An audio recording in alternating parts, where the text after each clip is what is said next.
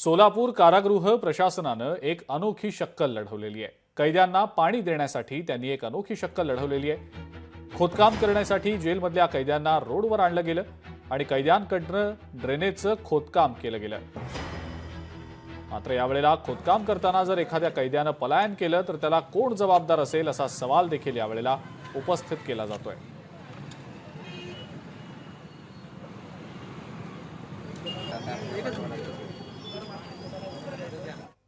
ज्यावेळेस बोरला पाणी कमी होतं त्यावेळेस नळाचे पाणी पुरत नाही।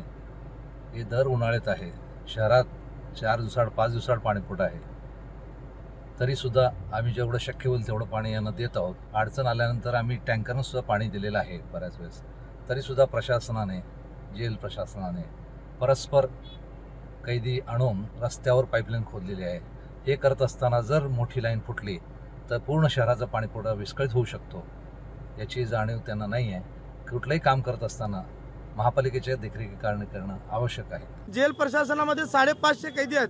त्यांना पिण्याच्या पाण्याचा प्रश्न निर्माण झालेला आहे आणि पिण्याचं पाणीच नाही म्हटल्यानंतर काय करायचं म्हणून ते स्वतः 4 कैदी आणून या ठिकाणी खोदकाम केलं। खोदकाम केल्यानंतर ते पाण्याची पाईप हुडकत होते, पण दुर्दैव पाण्याची तरी पाईप सापडली नाही। तिथून कुठून घाण ड्रेनेजचं पाणी येतं काय समजत नाही आहे।